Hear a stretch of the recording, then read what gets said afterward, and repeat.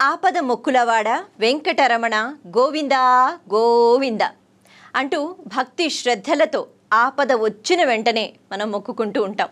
ఆపద వస్తే కేవలం ఆ వెంకటరమణుడు మాత్రమే గుర్తుకు వస్తాడు. ఇంతకీ ఆపద అంటే ఏమిటి? ఇది మనందరికీ వస్తుందా? ఇలా ఆపద వచ్చినప్పుడు ఎందుకు మొక్కుకోవాలి? అలా మొక్కుకోవాలి అని అనుకున్నప్పుడు 33 కోట్ల దేవతా స్వరూపాలు అని చెప్తూ ఉంటారు కదా. మరి వాటిలో కేవలం వెంకటేశ్వర స్వామియే మనకి ఎందుకు గుర్తుకు వస్తారు? దశావతారాలలో లేని ఈ అవతారము, మరి ఈ అవతారం యొక్క ప్రత్యేకత ఏమిటి? వెంకటేశ్వర స్వామిగా కలియుగ ప్రత్యక్ష దైవంగా శ్రీ మహావిష్ణువు మనకి ఇస్తున్న అనుగ్రహం ఏమిటి? వీటన్నిటి గురించి తెలుసుకోవాలి అంటే అసలు వెంకటేశ్వర స్వరూపం ఎందుకు వచ్చింది అన్న విషయం తెలుసుకోవాలి. వెంకటేశ్వర స్వామిని మనస్ఫూర్తిగా స్మరించుకుంటూ ఈరోజు మనం ఆ శ్రీ మహావిష్ణువు యొక్క అవతారం గురించి మాట్లాడుకుందాం. అసలు అవతారము అనే పదానికి అర్థం తెలుసుకోవాలి. అవతారము అంటే సరే, భిన్న రూపాలలో భగవంతుడు వస్తూ ఉంటాడు కదా, ఒక రూపం అని మనం అనుకుంటాం. బాహ్యంగా దీన్ని అర్థంగా తీసుకున్నా చాలా లోతుగా ఒక విషయాన్ని మనం గమనించాలి, మనం తెలుసుకోవాలి. తారము అంటే తార అనేటప్పటికీ నక్షత్రాలు లేకపోతే పై స్థాయిలో ఉండే వస్తువులు ప్రక్రియలు అని అనుకోవచ్చు కదా.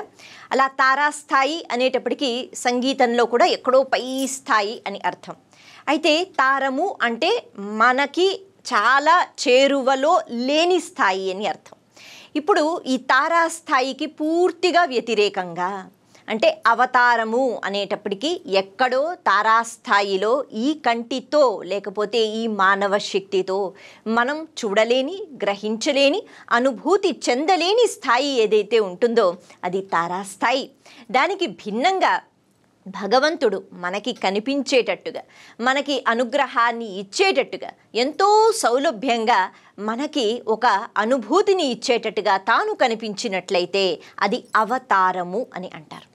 అందుకే భగవంతుడు అక్కడ ఒక లోకంలో మనకి పరబ్రహ్మ స్వరూపం అంటే ఒక కాంతి రూపం అన్న విషయం తెలుసుకోవాలి.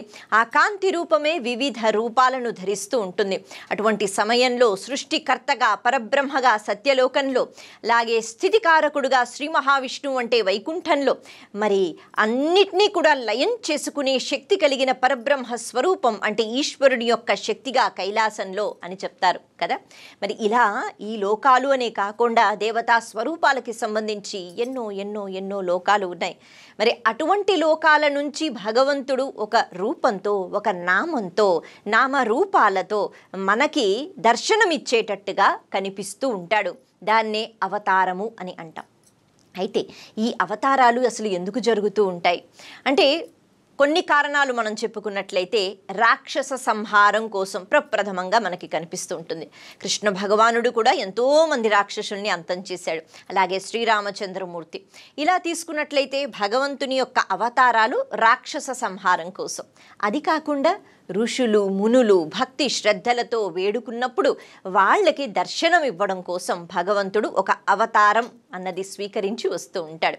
ఇది కాకుండా తన భక్తులను అలాగే ధార్మికమైన జీవితాన్ని గడుపుతున్న వాళ్ళని ఎప్పుడూ కాపాడడం కోసం, ఒక్కొక్కసారి వాళ్ళకి ఏదైనా ఆపద వస్తే రక్షించటం కోసం అమాంతంగా ఒక రూపాన్ని ధరించి భగవంతుడు అలా పైనుంచి కిందకి వస్తాడు. ఇది కూడా అవతారము.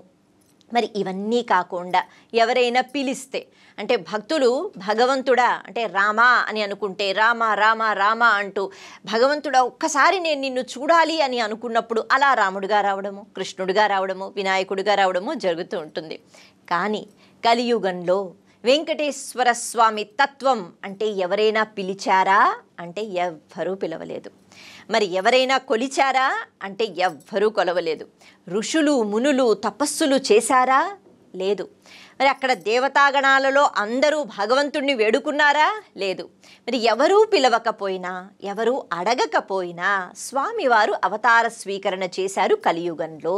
ఎందుకు అంటే ప్రధాన కారణం కేవలం ఒకటే ఒక కారణం, అది దయా కారుణ్యం. అంత దయ ఇప్పుడు కలియుగంలో మనపైన ఎందుకు స్వామి అడగకపోయినా కురిపించాలి అంటే కలియుగం పరిస్థితి అలా ఉంది అని మనం ఆలోచించాలి. మనకి తండ్రి కదా. కాబట్టి ఆయన్ని మనం వేడుకున్నా వేడుకోకపోయినా వాస్తవానికి మనకి కష్టాలు వస్తేనే, కలియుగ ధర్మం ఏమిటంటే కష్టాలు వస్తేనే భగవంతుడు గుర్తుకు వస్తాడు. కష్టాలు లేనప్పుడు భగవంతుడు మనకి పెద్దగా గుర్తుకురాడు. మన కీర్తి, మన ప్రతిష్ట, మన డబ్బు, మన చుట్టూ ఉన్న మనుషులు వాళ్ళు మనల్ని పొగుడుతూ ఉంటే ఆ ఆనందంతో మనం అలాగ మునిగిపోతూ ఉంటాం, తేలుతూ ఉంటాం. కానీ భగవంతుడు గుర్తుకు రావాలి కేవలం భక్తి శ్రద్ధలతో అంటే ఒక పెద్ద కష్టం రావాలన్నమాట. అలా వస్తేనే మనం భగవంతుడిని స్మరించుకుంటాం. ఇది కలియుగ ధర్మం అయిపోయింది. కానీ ఇదివరకు యుగాలలో అటువంటి ప్రస్తావన కానీ లేకపోతే పరిస్థితి కానీ ఉండేది కాదు. అందరూ నిత్యము ధార్మికమైన జీవితం గడుపుతూ భగవంతుణ్ణి నిత్యము కొలుచుకుంటూ ఉండేవారు. ఇంకా చెప్పాలి అంటే ప్రతి ఇంట్లోనూ అగ్ని కార్యములు నిత్యము జరుగుతూ ఉండేవి. ఇప్పుడు మనం ఒక యజ్ఞం, హోమం అంటే ఎక్కడో చూస్తాం, ఎప్పుడో చూస్తాం, వింటాం. కానీ అప్పుడు ప్రతి ఇంట్లో కూడా యజ్ఞాలు, హోమాలు అంటే అగ్నిదేవుడు ఎప్పుడూ అక్కడ నిత్యము అలా వెలుగుతూనే ఉండేవాడు అనమాట. అటువంటి సంస్కారం ఉండేది ఇదివరకు యుగాలలో. ఇప్పుడు ఆ సంస్కారం లేదు, ఇప్పుడు ఆ ఆచారం లేదు.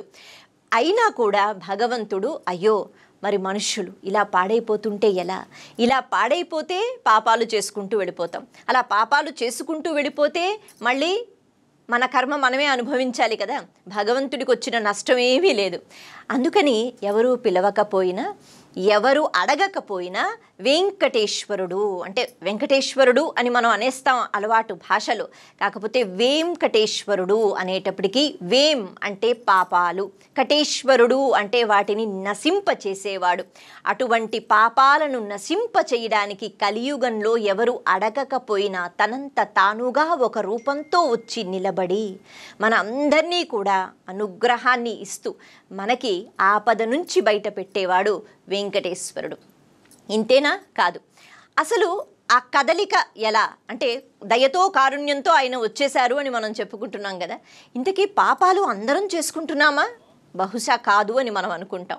మరి పాపము అంటే ఏమిటి అంటే మనకి సనాతన ధర్మం ప్రకారం లేకపోతే మన శాస్త్రము ఈ పాపానికి ఎటువంటి నిర్వచనం ఇచ్చింది? మనం అందరం కూడా పాపాత్ములమా కాదా? పుణ్యం కూడా చేసుకుంటున్నామా? వీటి గురించి మాట్లాడుకుంటూ ఇంకా వెంకటేశ్వర వైభవం గురించి ముందు ముందు మనం తెలుసుకుందాం.